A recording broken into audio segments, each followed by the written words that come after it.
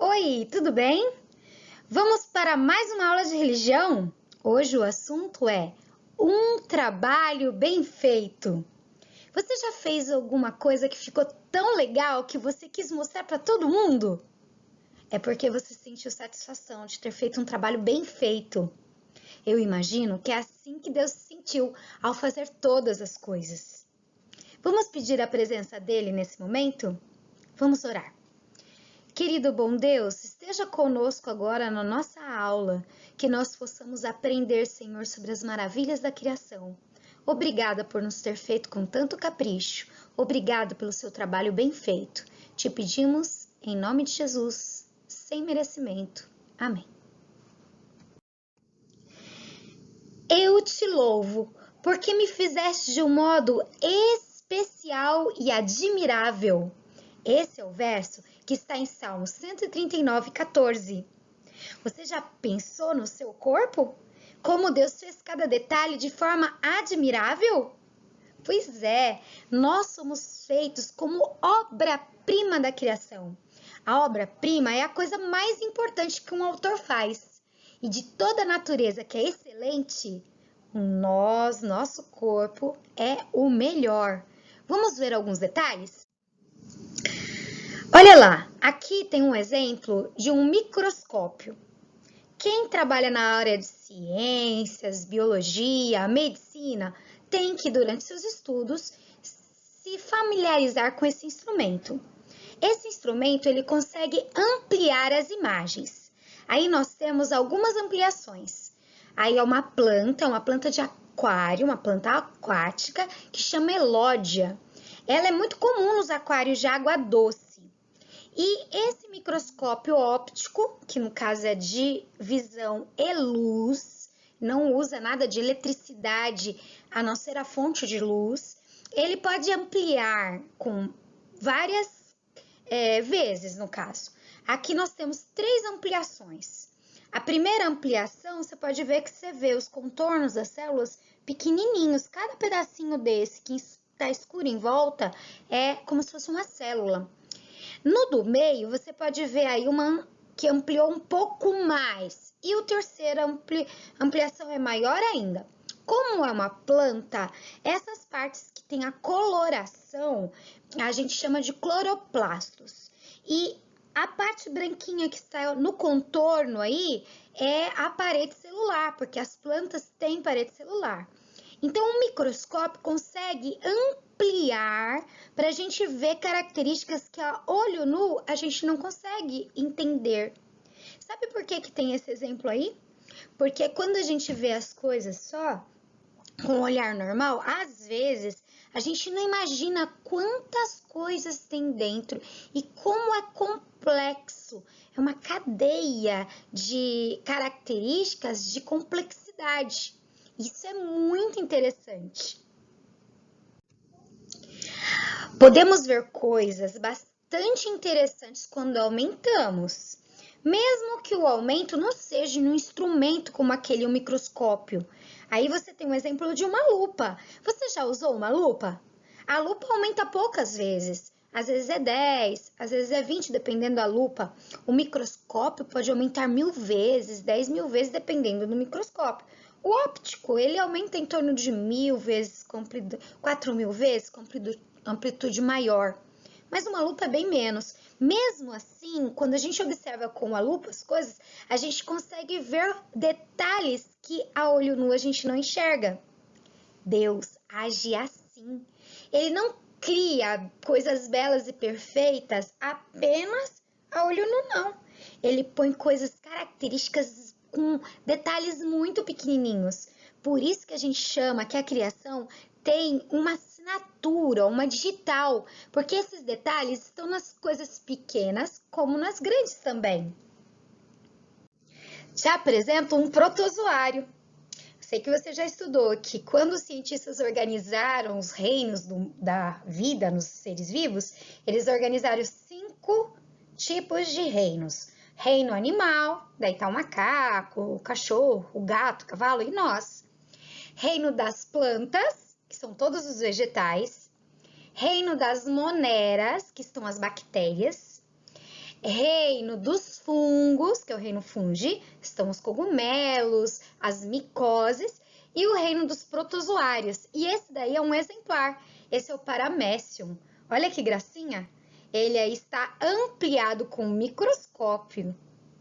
Dá para você ver algumas coisas acontecendo nele. Ele é um ser muito interessante. Bom, Deus dedicou tempo a fazer coisas lindas que nós vemos a olho nu, mas também coisas pequenininhas e bem organizadas. Pensa que um serzinho desse, que é uma célula só, reproduz, alimenta, faz digestão. Não é interessante isso?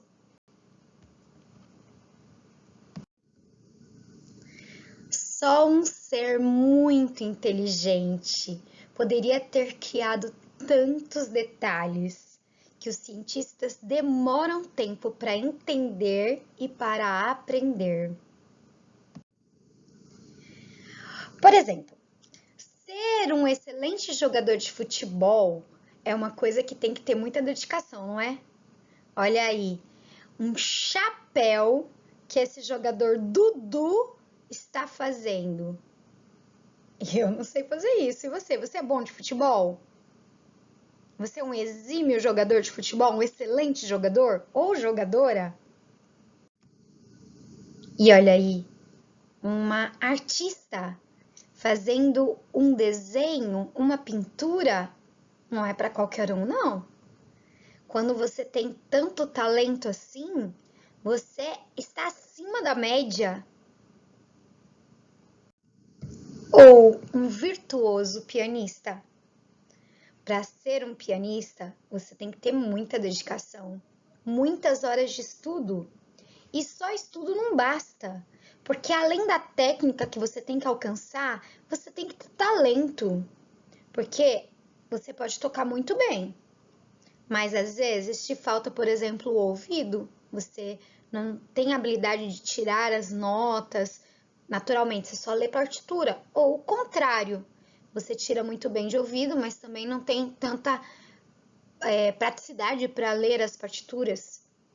Então, ser um virtuoso pianista precisa de tudo isso junto.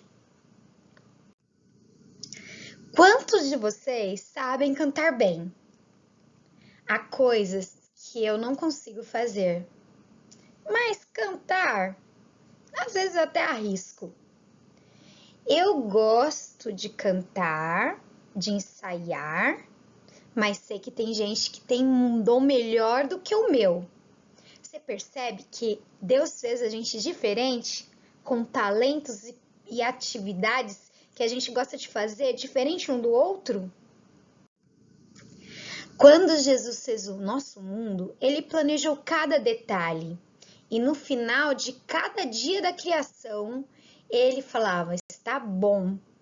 E quando chegou no final de tudo que criou o homem, ele falou: está muito bom. As pessoas sempre levam muito tempo planejando suas criações. Arquitetos, engenheiros, cientistas, todos têm que fazer um plano de trabalho. Professores também, sabia? Não venho aqui e dou aula normal, não. Eu sento antes, estudo os assuntos, planejo as aulas, penso como cada um dos meus alunos pode entender melhor determinado assunto. Às vezes mudo pensando em determinado aluno para que ele entenda bem. Isso faz parte de uma ideia ou necessidade que a gente tem para aprender ou para ser feito. Você já parou para imaginar quanto tempo Deus levou para planejar todo o universo? Ele idealizou a natureza, o homem, planejou como faria para que tudo fosse perfeito e lindo. Quando contemplamos o universo, podemos pensar: quem que sustenta os planetas, segura suas rotas, suas trajetórias? Quem ensina os pássaros a cantar, a fazerem seus ninhos, a migrarem quando o inverno se aproxima ou para voltarem para sua casa no tempo certo? Você sabe uma curiosidade sobre os camelos? Os camelos, como você sabe, são animais do deserto. E eles mantêm as narinas fechadas o tempo todo e abrem só para respirar e voltam a fechar. Quem ensinou isso a eles? Para que a areia não entrasse no nariz deles? Deus é nosso sustentador, isto é, aquele que dá condição de vida às suas criaturas, ensinando o que é necessário. Por isso que na Bíblia fala que a gente não precisa se preocupar, porque se ele cuida dos passarinhos, cuida de todas as coisas, quanto mais nós que somos obra-prima da criação, ele não vai cuidar? Ele cuida de nós o tempo todo. As plantas e os animais e as pessoas, todos nós precisamos de respirar. Então, como é que o ar puro não se esgota na natureza? Há um perfeito equilíbrio e isso tudo é obra de um Criador. Deus é um projetista maravilhoso. Ele planejou cuidadosamente que plantas e animais trabalhassem em cooperação e um ajudasse o outro. A planta, mesmo que ela respira, ela faz o processo de fotossíntese, renovando o ar que necessitamos para viver.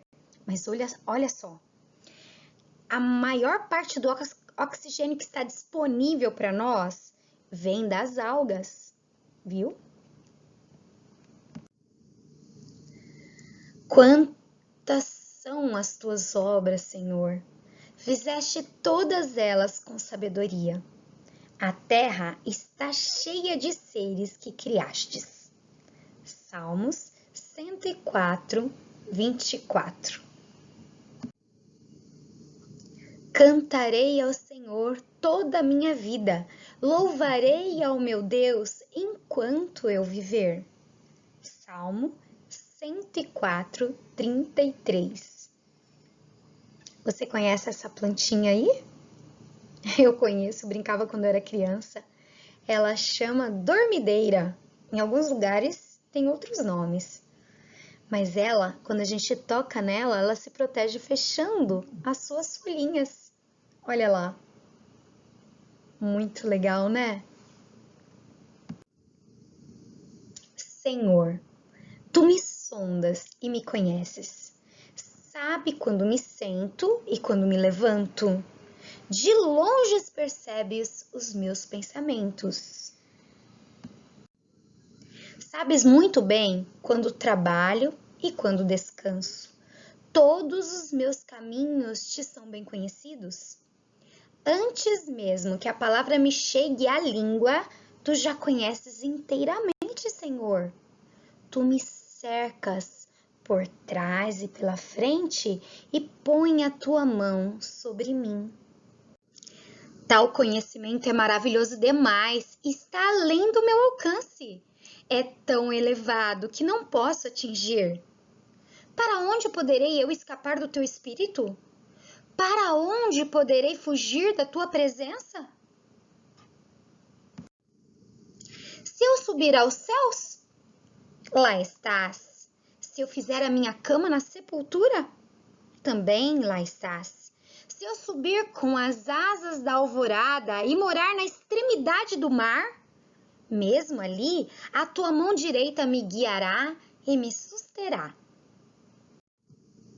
Mesmo que eu dissesse que as trevas me encobrirão e que a luz se tornará noite ao meu redor, verei que nem as trevas são escuras para ti. A noite brilhará como o dia, pois para ti as trevas são luz. Tu criastes o íntimo do meu ser e me tecestes no ventre da minha mãe. Eu te louvo, porque me fizestes de modo especial e admirável. Tuas obras são maravilhosas, disto tenho plena certeza. Meus ossos não estavam escondidos de ti quando o secreto fui formado e entretecido como nas profundezas da terra. Os teus olhos viram o meu embrião. Todos os dias determinados para mim foram escritos no teu livro antes de qualquer deles existir. Como são preciosos para mim os teus pensamentos, ó Deus! Como é grande a soma deles! Se eu os contasse, seriam mais do que os grãos de areia. Se terminasse de contá-los, eu ainda estaria contigo. Sonda-me, ó Deus, e conhece meu coração. Prova-me e conhece as minhas inquietações. Vê se em minha conduta algo te ofende e dirige-me pelos caminhos eternos. Lindo, né? Esse é o Salmo 139 que Davi escreveu falando sobre como Deus é maravilhoso e sabe de todas as coisas e cuida de cada detalhe do nosso corpo, da nossa vida, do nosso pensamento. Esse é um autor muito importante, é Monteiro Lobato. Ele escreveu várias histórias, como O Sítio do Pica-Pau Amarelo. E entre as histórias que ele escreveu uma que chama O Reformador do Mundo. Olha que legal essa história. Américo Pisca-Pisca tinha o hábito de pôr defeito em todas as coisas. O mundo para ele estava errado e a natureza só fazia asneiras. Asneiras, Américo? Pois então, aqui mesmo neste pomar você tem a prova disso, Américo dizia. Ali está uma jabuticabeira enorme, sustentando frutas pequenininas. E lá adiante, veja, uma colossal abóbora presa no caule de uma pequena planta rasteira. Não era lógico que fosse justamente ao contrário? Se as coisas tivessem que ser reorganizadas por mim, eu trocaria as bolas, passando as jabuticabas para a aboboreira e as abóboras para a jabuticabeira. Não tenho razão? Assim discorrendo, Américo provou que tudo estava errado e só ele era capaz de dispor com inteligência o mundo. Mas o melhor, concluiu, não é pensar nisso, é tirar uma soneca à sombra dessas árvores, não acha? E pisca-pisca, pisca-piscando, que não acabava mais, estirou-se de papo para cima à sombra da jabuticabeira. Dormiu e sonhou. Sonhou com um mundo novo, reformado inteirinho pelas suas mãos. Uma beleza! De repente, no melhor da festa, paf, uma jabuticaba caiu do galho e lhe acertou em cheio no nariz. Américo desperta de um pulo, pisca, pisca, piscando, medita sobre o caso e reconhece, afinal, que o mundo não era assim tão mal feito e segue para casa refletindo. Que espiga? Pois não é que se o mundo fosse arrumado por mim, a primeira vítima teria sido eu? Eu, Américo Pisca-Pisca, morto pela abóbora, por mim posta no lugar da jabuticaba. Deixemos de reforma. Fique tudo como está, que está tudo muito bem feito. E Pisca-Pisca continuou a piscar pela vida em fora, mas já sem cisma de corrigir a natureza. Sabe, queridos, essa história do Américo Pisca-Pisca, o reformador do mundo, me faz pensar que às vezes a gente só fica vendo defeito nas coisas, mas que na verdade a gente tem que amar a Deus sobre todas as coisas e entender as coisas ótimas que Deus fez para nós. Aproveitar em cada momento o lado positivo da situação. E entender que o trabalho que Deus fez na natureza, no nosso corpo, na nossa vida, é um trabalho bem feito. Vamos orar? Querido Deus, esteja conosco, com nossa família, nos abençoando sempre. Ajude que a gente possa entender, Senhor, que o Senhor nos fez de uma maneira maravilhosa e cuida de cada detalhe em nossa vida. Não merecemos nada, mas te pedimos em nome de Jesus. Amém. Um beijo, até a próxima!